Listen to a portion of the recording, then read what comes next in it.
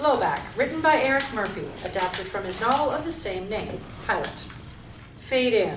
Teaser. Super.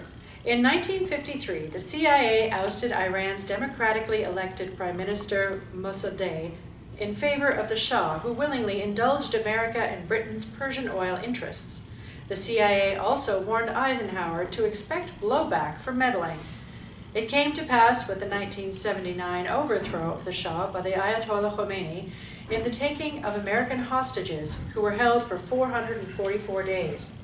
That blowback continues today. Exterior, Kopek Market Square, Moscow, day. A news kiosk features a larger-than-life photo of Vladimir Putin. Afternoon sun silhouettes the Moscow skyline. A recent Porsche Cayenne slows to a stop by the kiosk at the entrance to the public square across from the Kopek Hotel, whose balconies are strung across her stately facade.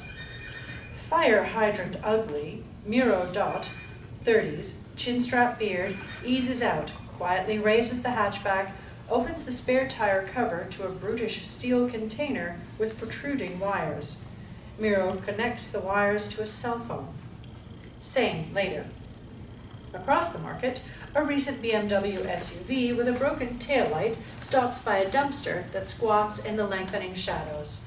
Miro steps out. A Moscow policewoman approaches, waves to him, and points to the broken taillight. Miro clutches his stomach and retches behind the dumpster. The cop follows. Concerned, she leans over his crouching figure. Miro spins up, plunges a switchblade into her heart. Miro rips the battery from her radio, hoists her into the dumpster, covering her with garbage, and strokes her twitching index finger till it stills. He connects a cell to wires in the BMW's door pocket and masks it with a newspaper. His face hidden by a ball cap, loose clothing masking his muscular frame, Miro rinses his hands and knife in a puddle that reflects a bloody sun. Match out. Exterior. Private golf course near Moscow, day. An irrigation head spouts sun-speckled water. Stanislav Rudenko, 40s, sporting an artistic yellow scarf, stops his golf cart. Roland Nash, early 30s, athletic, gets out, notes 148 yards to the pin on the overboard GPS. Stanislav nods toward the only other player on the course.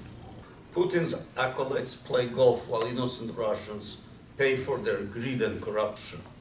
You will see when you talk with these oligarchs. Nash, his tone fatigued, focuses on his game. Just reviewing their golf courses, Stanislav.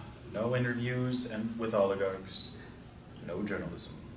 He pulls his pitching wedge from the golf bag, adorned with a press pass ID with Nash's photo that reads, Roland Nash, Clarington News Group, New York. Nash gauges his approach shot, swings smoothly. His ball soars, lands, bounces, and rolls within 2 feet of the pin. Stanislav smiles and shakes his head. The scorecard in his hand indicates Nash is 1 under par on the front 9 and is already 2 under par on the back 9. Nash replaces his divot and cell records the lush landscape. Well behind them, a toadish groundskeeper yells in Russian. Groundskeeper asks if we are going to be long.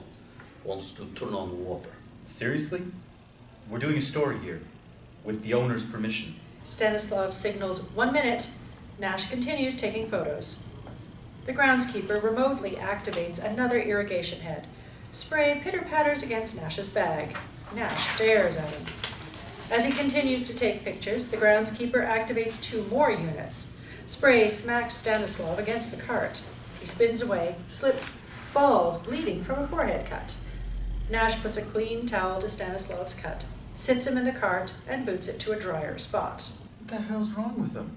The man yells in Russian and laughs, sips from a flask, and relates his cruel stunt to someone on his cell phone.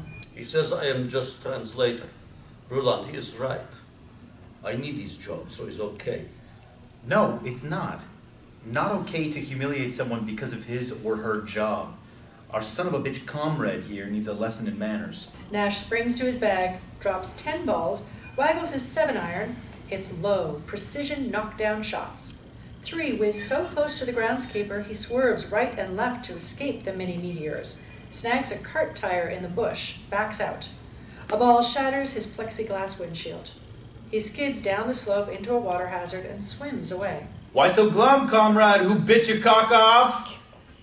See, Stanislav, golf balls are like hand grenades. Only have to be close to make your advantage asshole shit himself and behave. I think you are more than just golf writer, yes? Nash drives towards the green. Investigative journalist, once upon a time. As for the future, We must play the cards we are dealt. He hands Nash a card with a photo of himself in a tux, playing the violin in a symphony, his name printed below. I protest Putin's theft of election for my trouble. I lose job as first violin in symphony, then apartment, mine. Now I clean windows and work as translator. Nash pockets Stanislav's card. oh, wow. That's government bullying. It's just wrong. I think we both need a change of headspace. And I have just the remedy. Vodka, poker, and tall tales. Exterior, Kopek Market Square, Moscow, later. A cab passes the Porsche Miro parked by the dumpster. Sorry, Roland. I promised to have dinner with my mother, and I have no money. Cab stops between the BMW and news kiosk. Nash and Stanislav exit, pay the cabbie, and carry his clubs to the Kopek Hotel. We put the pizza and booze on my corporate card and we play for bragging rights. The reflected image of the cell phone detonator is faintly visible on the SUV's passenger window. Let's get this party started. End of teaser. Act 1. Interior, Nash's hotel room, Kopek Hotel, Moscow, morning. Nash, dressed, his head at the foot of his bed, bleary-eyed, sees the busy market across the street, looks to the living room. Stanislav, with his yellow scarf, is passed out on the couch. Exterior, Kopek Market, Moscow, moments later. Desperate for coffee, Nash weaves his hangover past the BMW SUV, through the crowded Saturday morning farmer's market full of color, children's laughter, and noise. As kids sprint for pastries and fruit, then back to their parents' safe orbit, Miro bangs into Nash. The impact spins Nash into a double baby carriage and two women wearing scarves with a distinctive P motif. Nash mumbles an apology, but his journalistic spider sense tingles as he sees Miro sneak a cell phone to each woman. At booth number 9, close to the parked Porsche SUV, Nash signals the vendor he wants 3 black coffees with lids. Wielding a box cutter, the vendor fashions a cup carrier from cardboard. Nash carries his coffees past an old woman playing the accordion in front of the Putin poster and to the hotel. Interior, exterior, Nash's room, balcony, Kopek Hotel, Moscow, later. The door closes behind Nash, who foot sweeps golf balls from the carpet. One hands his putter and golf bag inside. He water cools one coffee before washing down 2 Tylenol gel caps, plugs a coffee in front of Stanislav, carries the last cup to the balcony, where he looks down at the Kopek market. Spandex-covered joggers gather, swinging their legs back and forth, metronomes waiting for latecomers to run. Boom! The explosion buckles Nash's knees as the BMW rises, blown up and out by Miro's car bomb. Debris hits trees, buildings, and cars. Tuck, tuck, tuck. Shit, holy shit! As dust settles, Nash sees carnage. Accordion player missing, accordion splayed out by Putin's now blood-covered photo. People wander through dust like zombies, limbs broken, missing, moans, screams mingle with emergency sirens. Nash's look of horror turns to determination as he realizes his opportunity and springs past a stupefied Stanislav. Stanislav, get your shoes on. We're going over there. Roland, I am translator, and this is not golf story. Nash searches through the clutter for his phone. Exactly. We've been dealt these cards, and I'm playing them. Now! Nash digs Stanislav's shoes out from under the couch for him and pulls on a windbreaker. Interior, exterior, lobby, Kopek Hotel, Moscow, day. Nash pushes his way through the crowded lobby, past Stefan, the concierge, besieged by hotel guests. They nod. Nash leads Stanislav through the revolving doors. He hits record on his phone. Stanislav's eyes register the terrible destruction. He clutches his scarf with both hands, like a safety blanket. They pass Miro, who video records the market's bloody mayhem beside the stunned doorman, who sways with indecision. Fire trucks and ambulances vie for proximity. Nash passes the SUV's charred door, comments to Stanislav. Smell that? Almonds. C4 like the Claymore mines in Vietnam. My dad wrote about it. They pass the guilty SUV, bloody Rorschach death sprays on walls and market stands, people stunned or staggering. The scarfed women with the double baby carriage stop, stare. A man with a dangling broken arm one-arms debris off his son as Stefan, the concierge, crosses the street to help. Vladimir! Vladimir! Vladimir! Nash and Stanislav clear debris and rectangles of corrugated metal off Vladimir's blood-soaked shirt, a boy not yet 9. 2 medics start chest compressions. The boy's eyes flutter. They clamp an oxygen mask on, jam a saline IV into his skinny arm 3 times before they find a vein. Nash wipes blood from his cut hands. He catches his breath and phone records the environs. He pans across the devastated market, lands on the 2 women leaning into the double baby carriage. To his horror, they push aside a child in the carriage and pull out AK-47s. Down! Puzzled, Stefan turns. Nash dives, knocking him to the ground.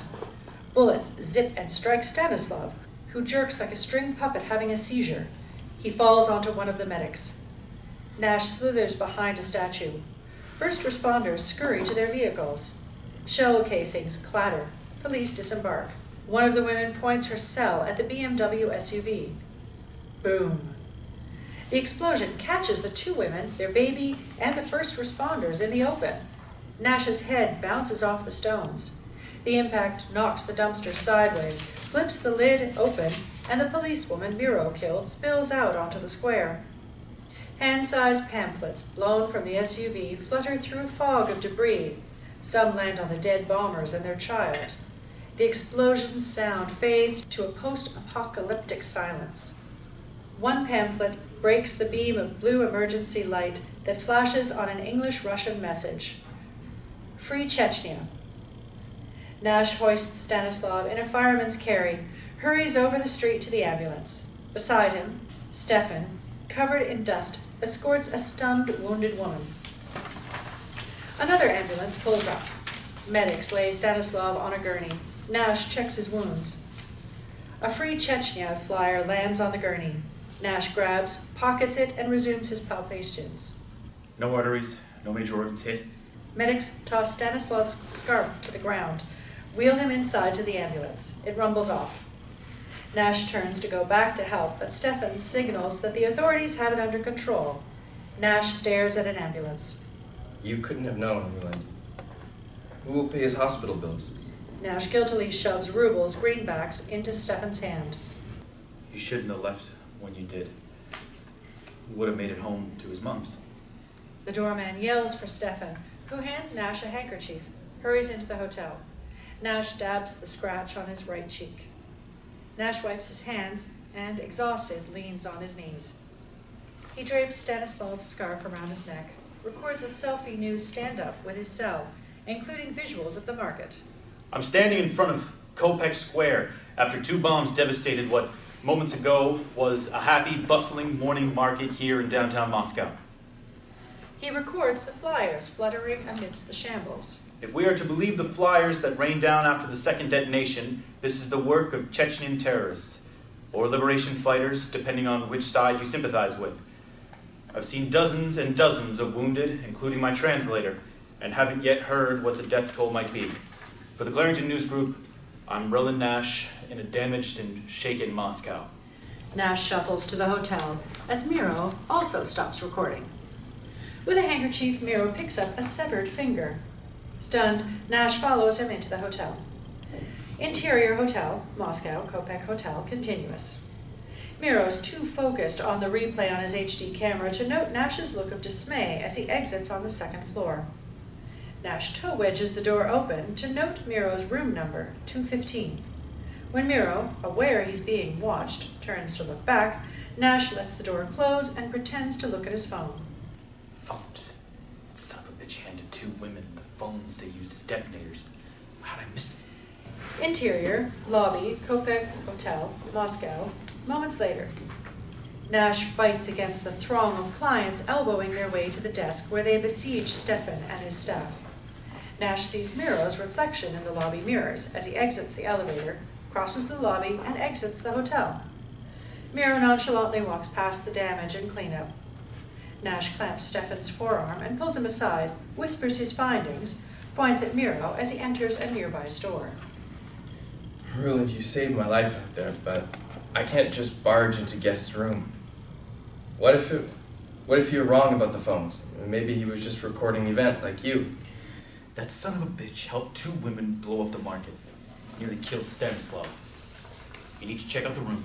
That finger he picked up, it could belong to one of the bombers, or it could help identify one of the victims. Right?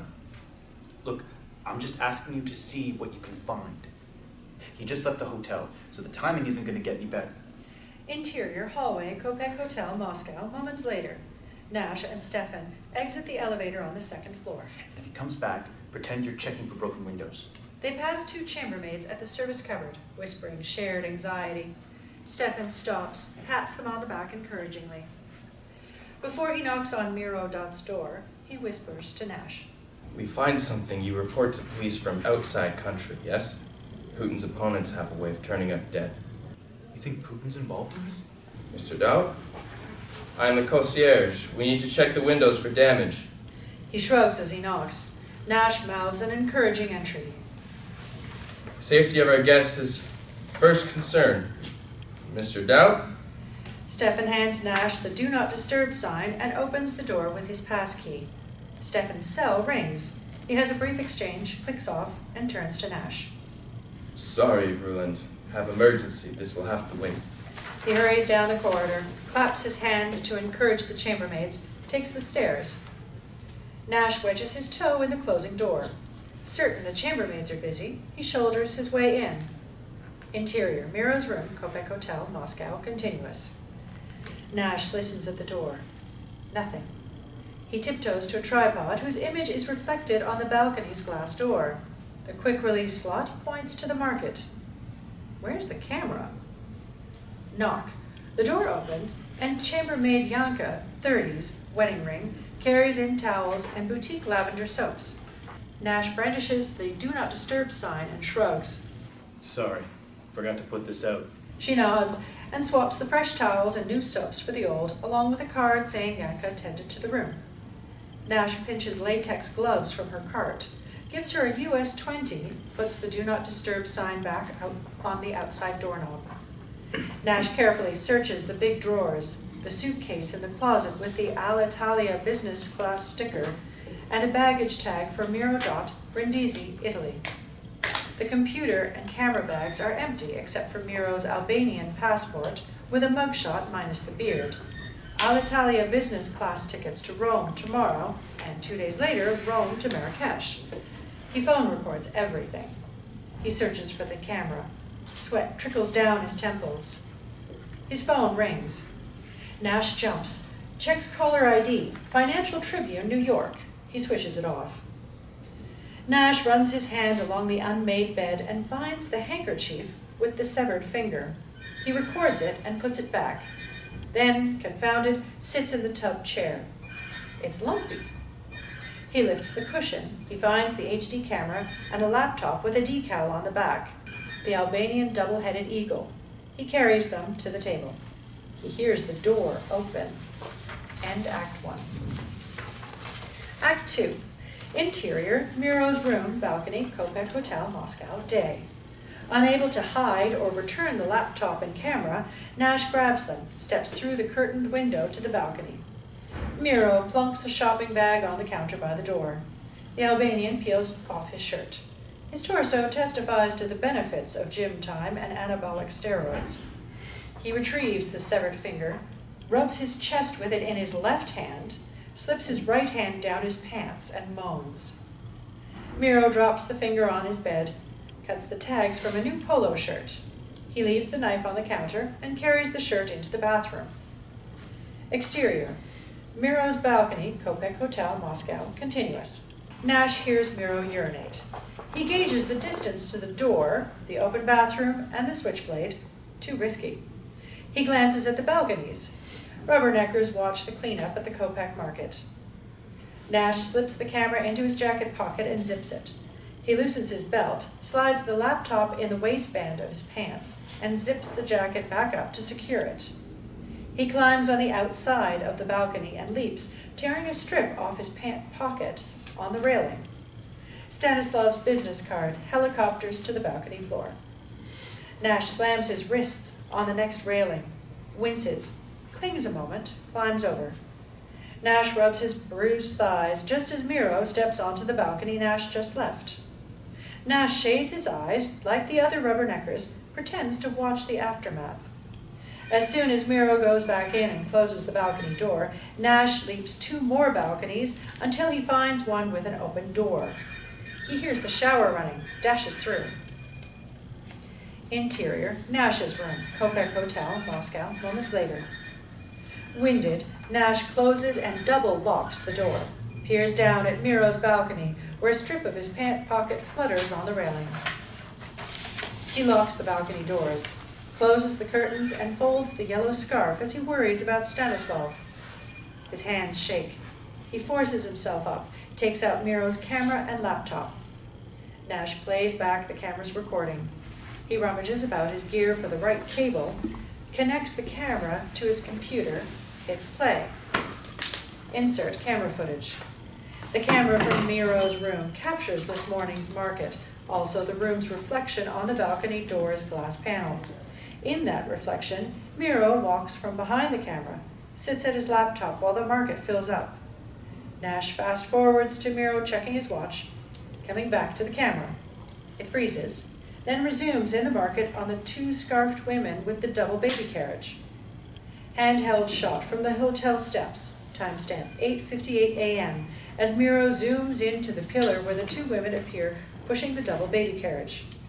One looks to heaven, points her cell towards the BMW SUV, and at exactly 9 a.m., detonates. Oh, you son of a bitch. You knew exactly when they were going to do that. What? Who are you, Miro Don't? The lens sweeps the devastated market. Nash and Stanislav, yellow scarf fluttering, rush across the square to help the boy, Vladimir. The fusillade starts, the second detonation. End insert. Nash pulls the bloody Free Chechnya flyer from his pocket, reaches for the hotel phone, but remembers Stefan's warning. Report to police from outside country. Nash transfers the footage to his laptop, then opens Miro's laptop. There's a sticky note on the inside and 2 files, both need passwords. He reads the sticky note. Insert. Confirm flights, Moscow to Rome, Rome to Marrakesh. Meet Iranian, Tuesday, 2 p.m., Fez Cafe, Mercedes 550 in Royal Wadi Hotel parking lot. There's a drawing of a snowflake tied to a key and the words Monty and Hard Drive. Nash scrunches his face. What the hell does that mean? He picks up a book from his bedside, Blood in the Sand, How We Failed Sudan, by Pulitzer Prize winner Wesley Nash. He looks at the inscription. To my son, Roland. Pick your windmills, Don Q, with pride, Wesley. Nash gently touches his father's photo on the inside jacket. He dials a long-distance number on his cell phone. Hi, you've reached Wesley. Please leave a message. Hey, Dad. Sorry I was such a turd in a punch bowl that day. Drunk at your book launch of all places? Uncalled for. I was just calling to ask your opinion on a windmill I'm involved in. Get your take. I'll send you an email. Started your book. Awesome, as always. And disturbing, as always. Hope you're feeling better. Bye. Nash plugs his phone into his laptop and downloads photos and videos, typing terrorist bombing recorded by Roland Nash. He types a précis of events, attaches videos and photos, sends them to murdoch.clarington@financialtribune.com. He phone shoots the sticky note and records the date and locations in his phone's calendar, tears up the sticky note and flushes it down the toilet. He opens his own laptop and Googles Fez Cafe and Royal Wadi Hotel. Both are located in Marrakesh, Morocco. Cut to exterior backyard townhouse, Wales, UK, day.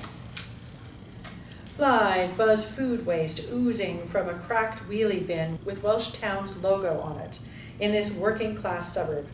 Empty British beer cans and bottles plead for recycling. Further back, a dog cage where a floppy-eared, injury-scarred mutt stands in soggy food and feces. It looks up as Monty Havel, 40s, fit, wearing a black watch cap, eases his 6-foot frame through a bent-back chain-link fence, followed by 2 Jack Russell Terriers. Jack! A finger flick sends Jack, the black terrier, to a corner of the house. Russell! A second finger flick sends Russell, the brown and white terrier, to the opposite corner, both alert. Monty places his backpack at his feet, pulls his sweater off. His t-shirt rides up a well-scarred, muscular frame. His arm bears a tattoo of a winged dagger and motto, "Who dares wins," as he pulls bolt cutters from his pack. Monty approaches the dog. It growls. Monty's quiet stare calms the worried dog with the name tag Freddy. Monty snaps the cage lock. Doors creak open. He fishes an organic treat from his pocket. The dog hesitates until Monty takes a bite. Convinced, it gobbles what's left. The Jacks growl a warning, close ranks with Monty. Back door swings open, and out lumbers big man, 30s, greasy hair, overweight, undershirt that frequently serves as a bib. About to drop his empty in the pile, big man sees Monty and the Jacks. Monty keeps his face behind the rescued dog. Those are Jack Russells, they are. They're not mine. And you're 2 beers past being smart.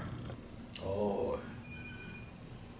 What you doing with my Freddy, you stupid bastard? Piss off. He snarls and weaves back to throw his empty bottle. Monty places Freddy on top of the cage, rolls down the watch cap into a face mask with only his eyes and mouth exposed. He turns back and sways just enough to let the thrown bottle whiz by and smash against the fence.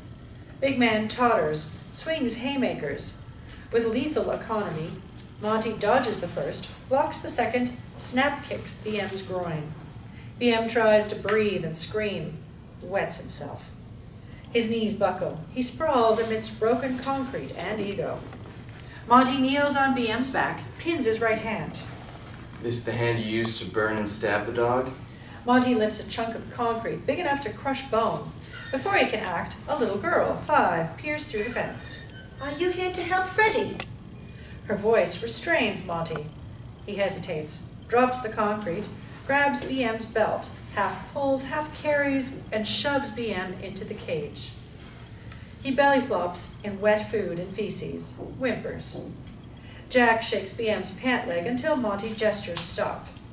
Monty cable ties the lock, removes his mask, gives the girl a nod, picks up Freddy, leads the Jacks through the gate. Interior-exterior, rover, driving, countryside, Wales, continuous. Monty drives a well-tuned warrior truck, a dull green rover with snorkel exhaust, reinforced steel bumpers. Freddy lies on a blanket. Jacks look out the passenger window. Bring on the floods and the fearless, eh, lads? Same, later. The rover winds its way along the idyllic Welsh countryside on a 2-lane road, turns onto a Roman-era stone bridge that crosses a fast-flowing river near hydropower turbines. Upriver, by a concrete access point, a sign, "Danger, exit here," and portage past the turbines. Monty turns down a lane between 2 meadows marked Rescue Paddock 1 and Rescue Paddock 2. 3 horses and a donkey occupy one, goats and sheep graze in the other. The field slopes down to centuries-old brick, former textile plant where the river still powers the old water wheel.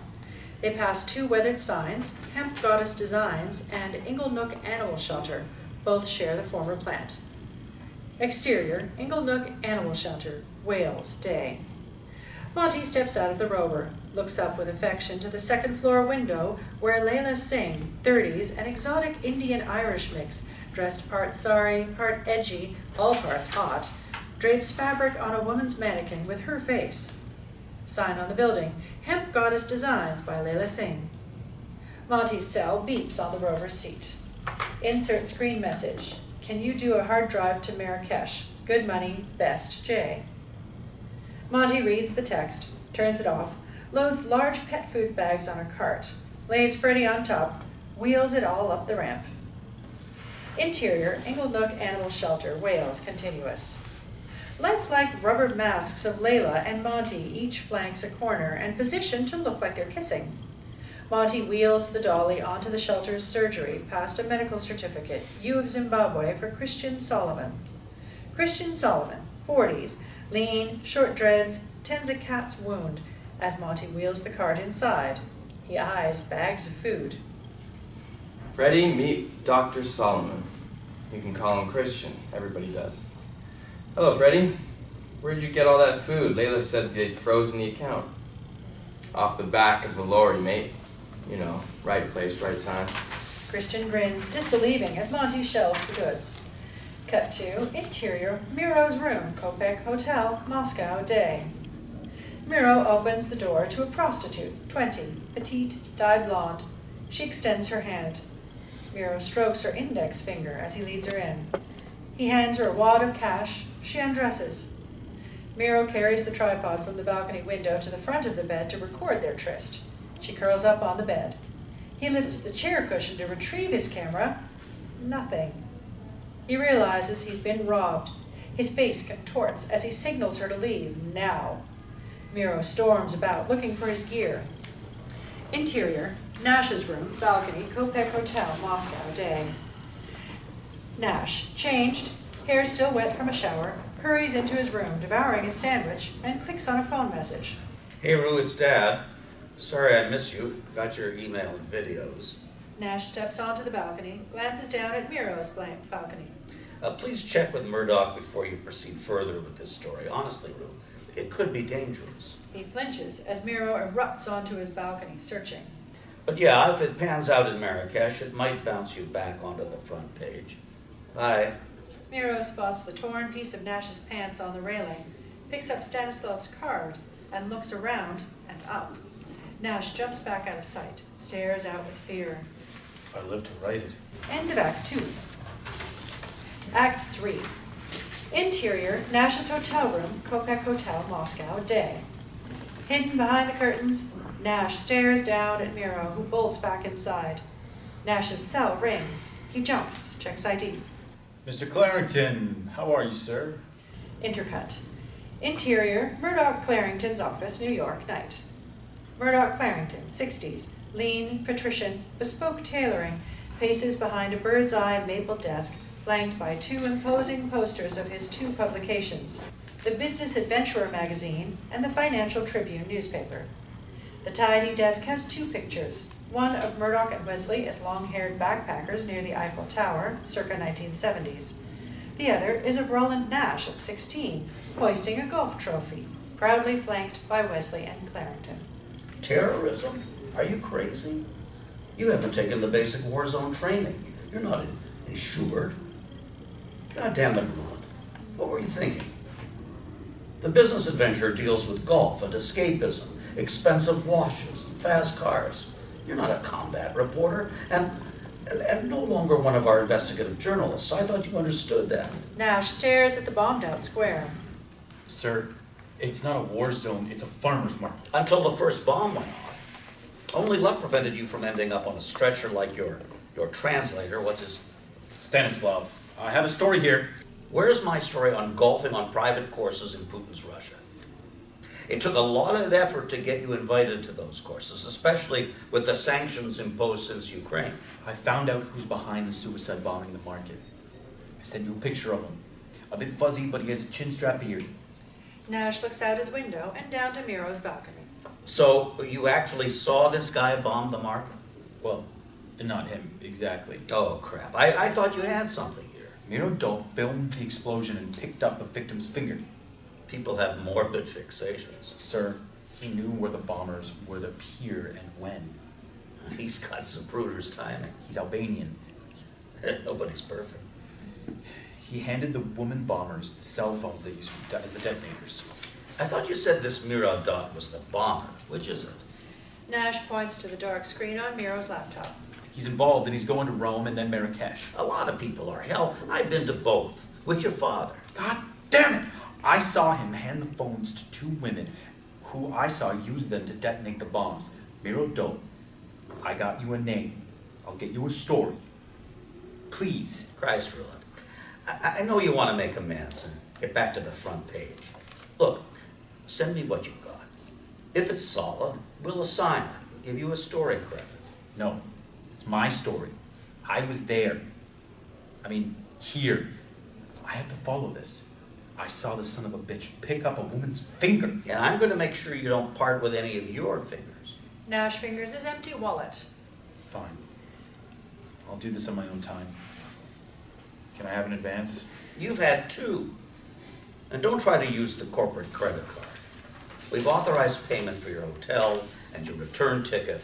Until you get back, the card's frozen.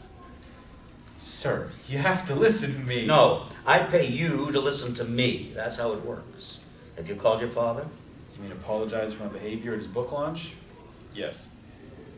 By the way, Dad looked like crap. Courage and dedication come from knowing your purpose in life. What's that supposed to mean? Rue, finish the golf story and get out of there before these people get you in their crosshairs. Barrington clicks off.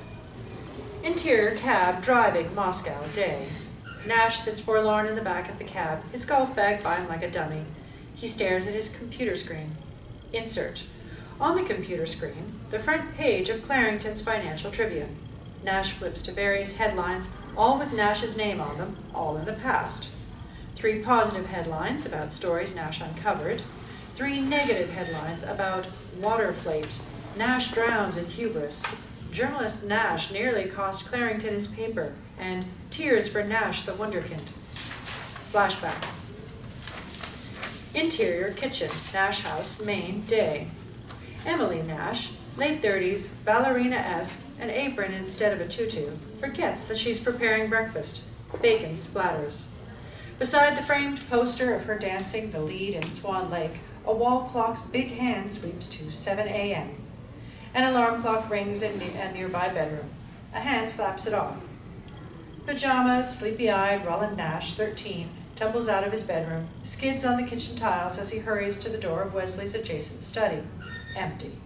He freezes, looks to her.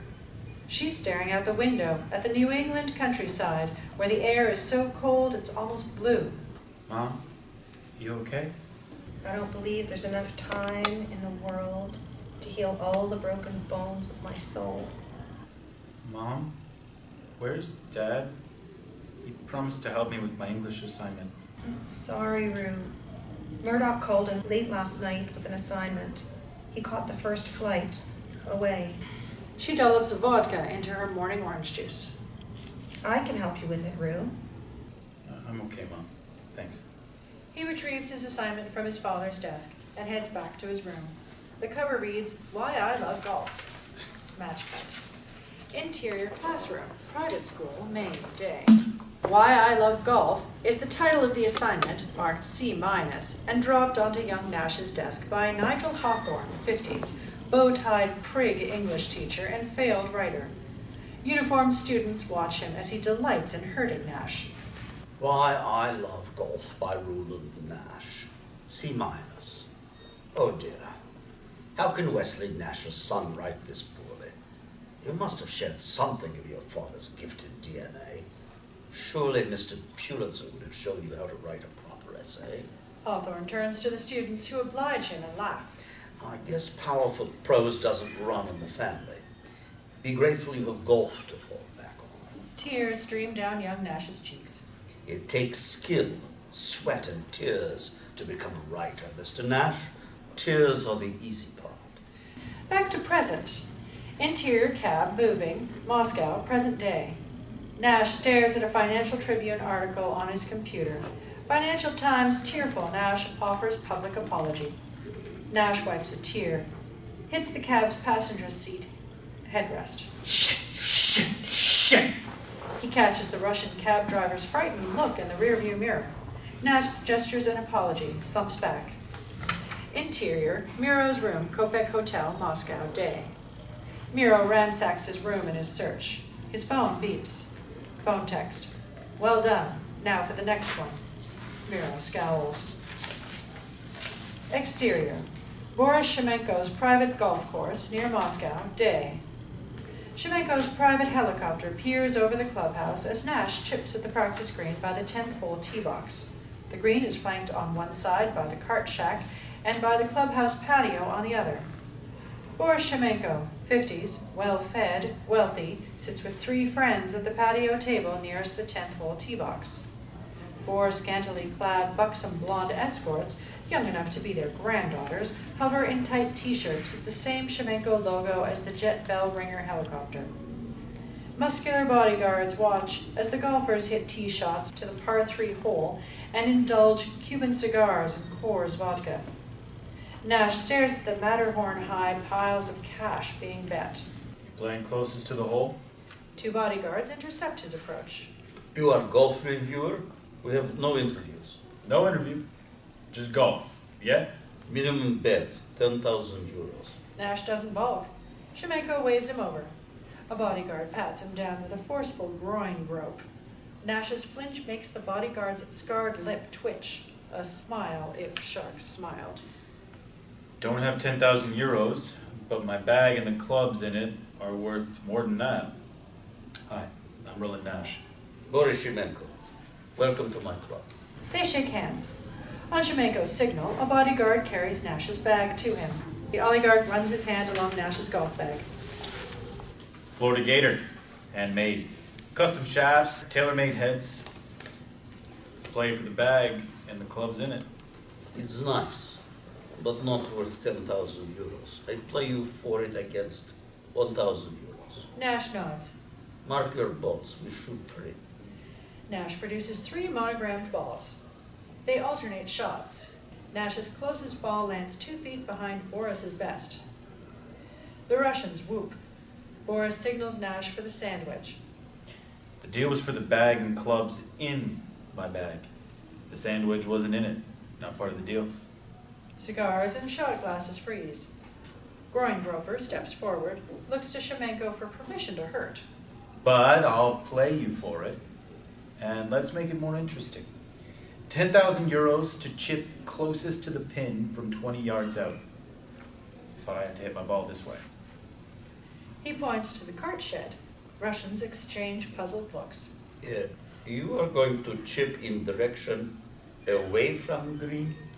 Nash nods, removes mini flag pins except 1 target pin. Shemenko's chunked first shot dribbles onto the green. One of Shemenko's friends lets out an ooh of sympathy. It earns him a warning shot in the ribs from a fellow guest and a withering look from Shemenko. The second shot clicks off the hosel and flies the green. Shemenko clenches his jaw, raises his club to smash it, but catches himself and forces a little smile for his guests. He wusses his last ball. It hits the green, but just on. His guests have gone pale. Shemenko tries to keep his cool, but there's a lot of anger behind the way he tosses his club.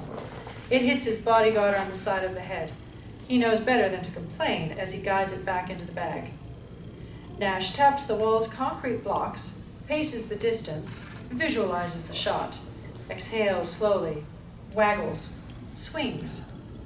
The ball spins up, clicks off the wall, arcs back and lands softly. 1 bounces and rolls 3 yards closer than Boris's. Lightning cracks as Shemenko ambles closer to Nash. That was not lucky shot. No, it was a hustle. You sucker me with your first balls, yes? I invite you here as my guest. You embarrass me because what, you are bored? Greedy? Don't exactly know you well enough to ask for a loan, now do I? A bodyguard drives a right hook into his kidney, grabs his cell, and throws a gasping Nash inside the cart shed. Nash lands in a clatter of tools. 2 bodyguards grab shovels, lock the doors. Nash pants, peers through the crack. Bodyguards trace the outline of a grave in the sand and dig. End Act 3. Act 4. Match cut. Exterior, Virginia, Arlington Cemetery, day.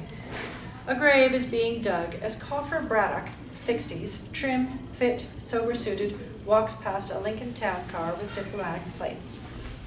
He sits on a bench beside Russian Colonel Dmitry Orlov, 50s, who clutches a pork pie hat over a bulging belly that says he doesn't skip lunch or a rook. A great sadness grips him. Our forensic people traced back vehicle parts from Moscow bomb. 2 stolen from France, 3 from Germany. Why are you telling me this, Dmitri? Because we help each other. We gave your people warning of Boston Marathon bomber. I need to know if your people in the CIA, they pick up chatter about Kopek market bombing. Perhaps we can prevent... Are you all right, Dmitri? Saturday mornings, my daughter does her shopping at the Kopek market. I think we talked about it a few months ago, when I told you she was expecting. She survived, but she lost a baby, a boy, my grandson. Braddock pats his shoulder. Jesus, Dmitri. I'll make inquiries. Orlov scribbles a phone number on his business card. My private cell. I thought I had your private. This one I answer 24/7. Thank you, Coffee. When we find her. He carries his threat and his grief back to the embassy car. Cut to interior cart shed, Poroshenko's golf course, Moscow, day. Nash sees his grave deepen, searches for an exit at the shed's far wall. A light creeps in from the corner rafter. Cut to exterior Inglenook Animal Shelter, Wales, day. The mail truck pulls up front. From various points on the property, Monty, Christian, Leyla, and the Jacks hurry to Evan, 40s, the slight, tidy postman. Whack! A big gob of purple bird poop hits Evan's shoulder. Looks like an exit wound. Leyla tries to wipe it. Sorry, Evan. The birds eat the blackberries and we call it... Avian flu. Not the first time. Oh, Evan, I'll clean your jacket. Neither sleet nor rain nor... But anyway, here you go then, love. He hands her a pile of mail. Evan drives off. She hurries through the mail, finds and tears open the letter.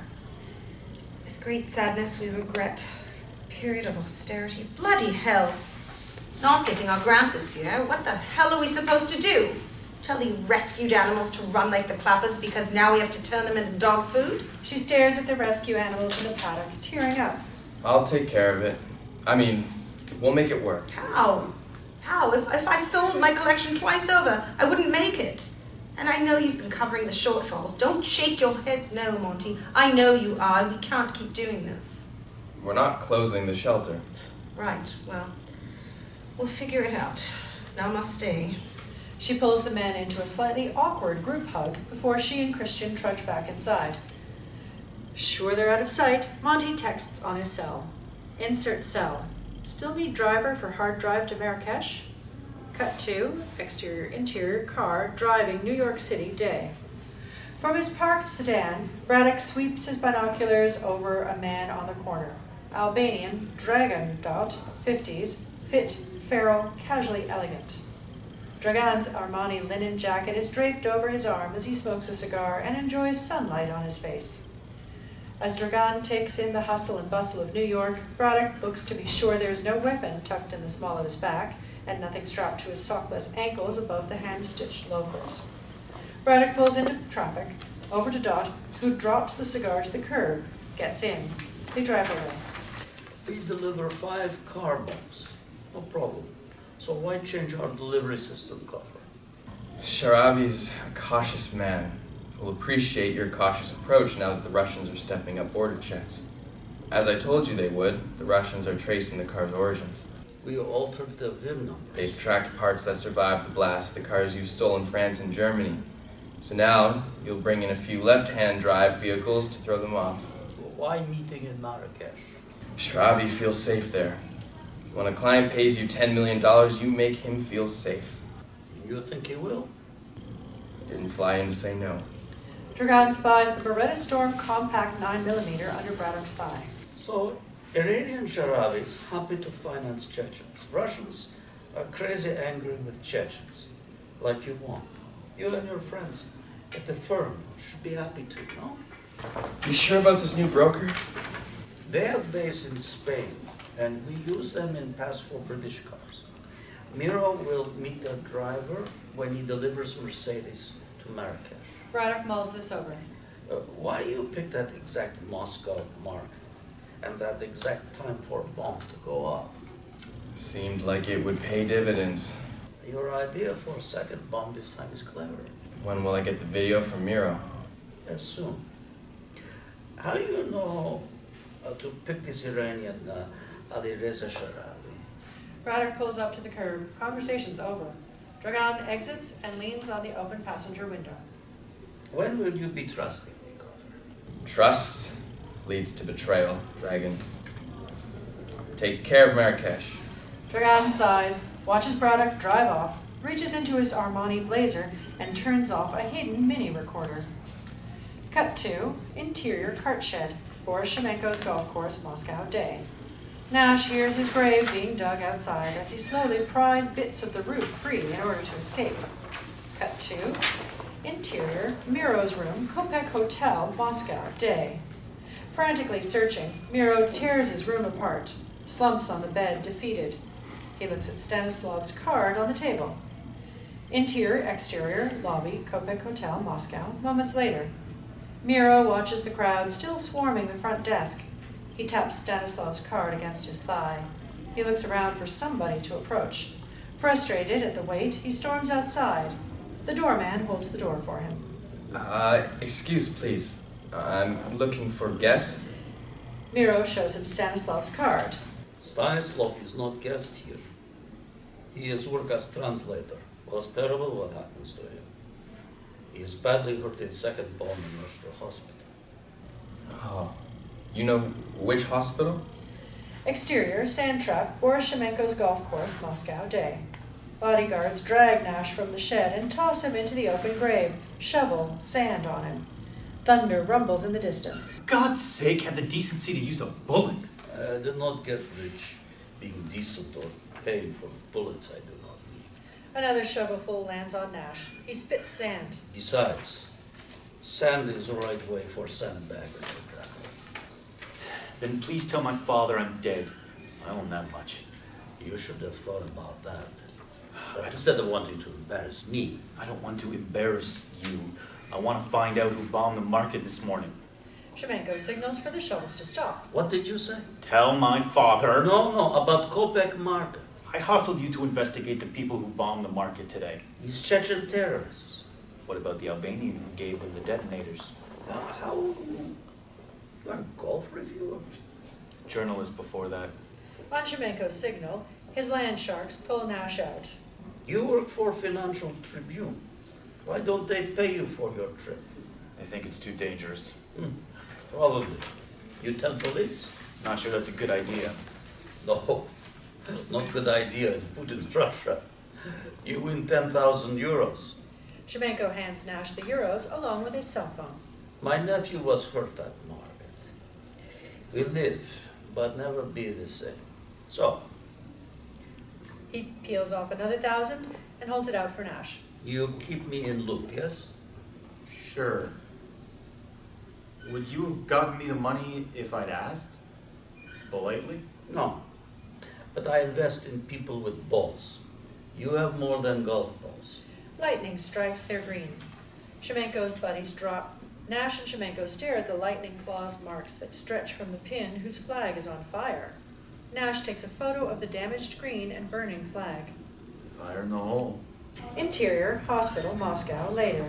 With flowers partially obscuring his face, Miro asks for directions. The harried nurse points down a hallway. Interior, hospital room, moments later. Miro strides past visitors, hovering over another patient. On the next bed's railing, Stanislav Rudenko is scrawled on white surgical tape. Miro draws the curtain around the bed. Stanislav sleeps, hooked to monitors that beep and hiss. Stanislav? Stanislav Rudenko? I am with Kopek Hotel Security. We are looking for guests who were hurt at the hotel. You were there, yes? Stanislav's eyes flutter open. He focuses on his surroundings, stares at Miro, his eyes narrow in recognition. You are a man who records bombing in Kopek market. Miro sighs, shows him the business card he gave Nash. You are too badly hurt to be one who steals my camera and laptop. So how does your card end up in my room? Who took my gear? Who you work for? Putin did not break me. You will not break me. Stanislav reaches for the buzzer to summon the nurse. I believe you. Miro slashes Stanislav's carotid artery with his switchblade. He twists the Russian's head sideways into the pillow to contain the spurting blood and muffle his screams. When the beeping machine lets out a constant alarm, Miro yanks the power cord from the socket and exits as the blood on Stanislav's pillow quietly spreads like a martyr's halo. End Act 4. Interior cab driving Moscow, day. The cab leaves Shemenko's golf course. Nash looks at his cell, retrieves a new phone message sent while he was in the shed. Hey, Rue, it's Dad. Saw your stand-up on the Clarendon website. It's gone viral. You standing amidst the wreckage looked dramatic. I'm really hoping you weren't hurt. Let us know you're okay. Murdoch thinks you intend to pursue the story in Marrakesh, despite his order. Still, it's good work, Rue. Bye for now. Nash opens his laptop and searches for his stand-up on Clarendon's website. His cell rings. Mr. Clarendon, Ruland, where have you been? I've been calling you. sorry about that. I got kind of buried in the story. Thanks for posting my video. I didn't. Our tech wizard posted it. I passed the story on to Duff Quarles. Moscow's his beat. That alcoholic? It's been my experience that people call someone an alcoholic when they drink as much as they do, but don't like them. You're still not covered by our insurance for this kind of reporting. Being impetuous served you well as a golfer, but tends to hamper journalists. So now I've moved from golf reviewer back up to journalist. I expect you home on the next flight and your story on Moscow golf courses before that. Be safe, Rule. Forget Marrakesh. Cut to interior Miro's room, Kopek Hotel, Moscow, day. Furious, Miro storms back into his suite and into the bathroom. He lifts the toilet lid and sees the "Your room was serviced by Yanka" note on the new soaps. He bites the note. Series of shots. Miro tracks down Nash. On his floor, Miro, Yanka's note in hand, approaches two chambermaids, reads their name tags. Wrong ones. On third floor, Miro approaches a chambermaid. Not Yanka. On fourth floor, Miro approaches a chambermaid who's reloading her cart in the service closet. Name tag, Yanka. Interior service closet, Kopek Hotel, Moscow, continuous. Miro pushes her into the closet with his switchblade at her throat, locks the door, ties her hands, gags her, clutches her index finger as she shakes with fear. He shushes her, lowers her gag with the tip of his knife. Why you go in room 215 when I put do not disturb sign out? But man there says he forgets to put do not disturb sign up. He gives me tip, American money. Which man? What do he look like? He's tall, taller than you. I don't know how old, maybe 30, 35. Wears a shirt for golf. Has cut on right cheek. Series of shots. Miro continues his hunt for Nash. In the lobby, Miro palms a hat off a hotel customer's chair. At the hotel desk, Miro hands the hat to Stefan and, using Yanka's information, describes the man he says pointing left the hat in the hotel restaurant. Stefan nods in recognition of the description, mimes hitting a golf ball, and writes Roland Nash, room 315, on a sticky note he affixes to the hat. He thanks Miro. At the business center, Miro sits at a computer, types in Roland Nash, American golf reviewer. Insert computer screen. Nash's picture shows up in a series of articles for the Business Adventurer. An older article's headline for the Financial Tribune. Roland Nash and publisher settle out of court with small-town mayor. Another touts Nash almost bankrupts Financial Tribune. The photo shows a serious-looking Wesley and Clarendon leading a shell-shocked Nash from a courtroom. Roland's photo prompts a memory. Quick flash. Nash and Stanislav hurry past Miro after the first bomb. Nash carries Stanislav in fireman's carry to the ambulance. Nash, a yellow scarf and a cut on his right cheek, toe wedges the elevator door open, lets it go when Miro stares at him. And quick flash. Interior, Nash's hotel room, Kopek Hotel, Moscow, moments later. Miro lets himself into the room with Yanka's passkey. He tears through the room for his laptop and camera. Nothing. He flicks his knife out repeatedly, pulls the covers back, lights a cigarette, and casually urinates on the bed. Cut to interior D.D. Braddock's office, CIA headquarters, Virginia, day. The name on the door, Deputy Director for the European Sector, Coffer Braddock. The walls covered with photos of Braddock's long service. As a young sergeant with CIA Director William Casey, a bearded, wild-looking Braddock on a horse with other CIA cooperatives in the Afghan hills. A graying Braddock in war-torn Kosovo with a group of men, including a young Dragon Dutt. Braddock's on his computer. His phone rings. D.D. Braddock. Sir, we've got some early footage of Sharavi. I'll be right there. He hangs up, controls his breathing, works his wrist flexor, and closes his door. From the wall, he takes down a photo of himself as a Marine sergeant in front of the U.S. Embassy in Tehran. He pries a photo hidden behind the backing. It's a black and white photo of a bearded man with frightened eyes in a bedraggled Marine uniform, held captive in a well-lit cloakroom. His left hand is swathed in a dirty bandage. There's an AK-47 toting Revolutionary Guard on the left, but Braddock stares at the well-dressed man on the right, twirling his long hair as he grins at the camera. An inscription on the back, from your friends in Tehran, signed Alireza Sharavi. Interior Control Room, CIA HQ, Virginia, night. Braddock strides over to Nazim's seat, nods to the monitors. Mizbaha, Islam prayer beads, hang from Nazim's pocket. What have you got for me, Nazim? Braddock pumps the wrist exerciser in his jacket pocket, calms his breathing. I've queued it up. We were lucky to get Sharavi in Marrakesh. Luck? Saudi princes drink, gamble, and whore in London and Paris. Iranians like Sharavi, who are persona non grata there, go to Morocco. Planning, not luck. Sorry, I didn't mean... Has anyone on our team physically met our elusive Iranian? Insert video screen. A hidden camera scans a queue of arriving passengers waiting to clear customs in Marrakesh. The camera stops on a man, 60s, elegant suit over a crisp white shirt with a Nehru collar, his name subtitled on the footage, Ali Reza Sharavi. He stands, his left arm across his torso, right elbow on his left fist. He twirls his longish graying hair, just like the man in Braddock's black and white photo. Sharavi turns and stares towards the camera as if he knows he's being watched. The hidden camera wisely moves away. Back to scene. Braddock cradles his left hand as if it was still swathed in the filthy bandage. His eyes have narrowed, his breathing shallowed. Nazem gives Braddock a worried look. D.D. Braddock? Sir, are you all right, sir? What? Oh, good work, Nazim. Tell the team in Marrakesh. Struggling to keep his balance, Braddock exits the room. Cut to exterior-interior, Mercedes SUV, London Street, day. Monty hides his face with a hoodie as he passes a parked Mercedes SUV.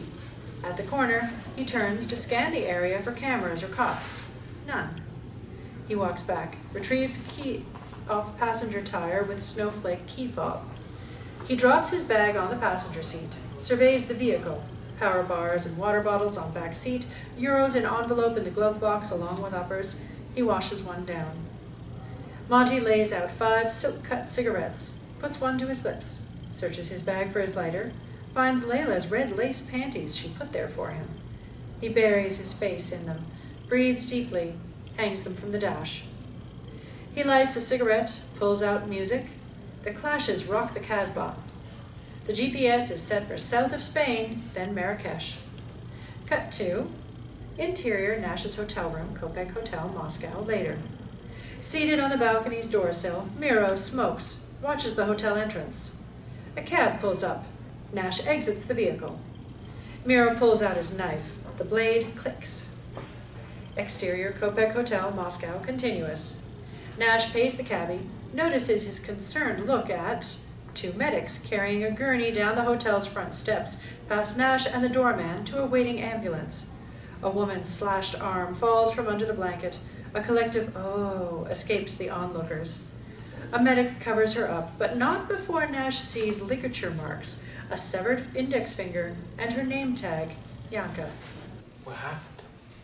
We find the uncut like this on floor 4.